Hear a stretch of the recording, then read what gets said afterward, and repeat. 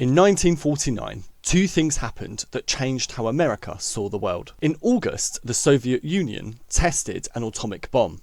America's nuclear monopoly was gone. 2 months later, the communists won the civil war in China. A quarter of the world's population now turned communist. Suddenly, a policy built for Europe had to work everywhere. This series is the story of whether it did. Containment was not a treaty or a speech or a signature on a document. It was a strategy, and its logic was simple. America had accepted that it could not destroy communism where it already existed. Trying would mean war with the Soviet Union, and after 1949, that meant nuclear war. But it could stop communism spreading. The thinking was hold the line everywhere for long enough and the Soviet system would eventually collapse under its own weight.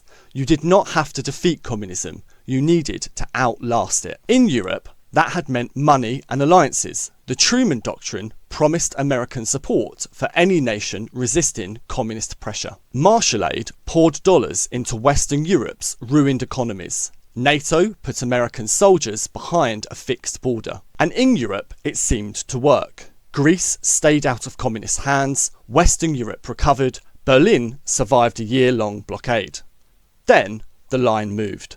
To understand what America did next, you have to understand how worried it was. Anti-communism was not new in the United States, but after the Second World War, it became something close to a national obsession. In 1950, a little-known senator called Joseph McCarthy claimed he had a list of communists working inside the State Department.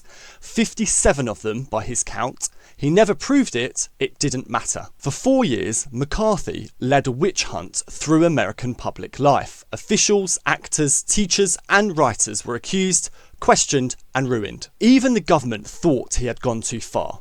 But in that climate, no politician wanted to be seen resisting him. So remember this when you watch an American president make a decision in this series. Behind him stands a public that believes communism is not just advancing abroad, it's burrowing at home. Looking weak on communism did not just lose you an argument, it ended your career. Out of that fear came an idea, and it shaped everything that followed. American intelligence reported that Moscow was helping communists take power in Indonesia, Burma, the Philippines and Korea.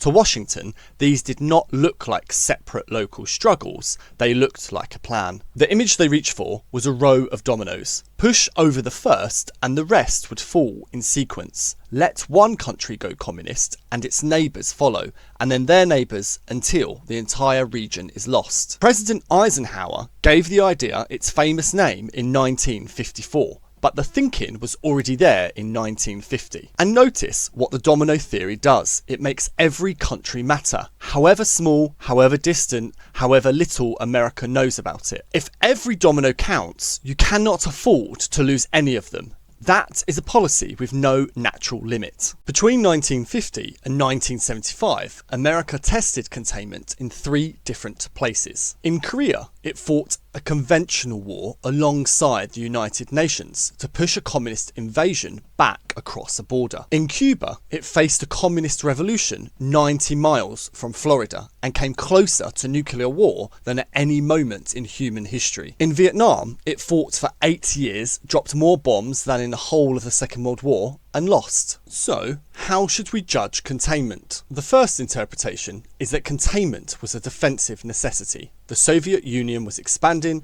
and someone had to stop it. Containment was cautious, patient and limited, and it avoided the 2 things everyone feared most: surrender and a Third World War.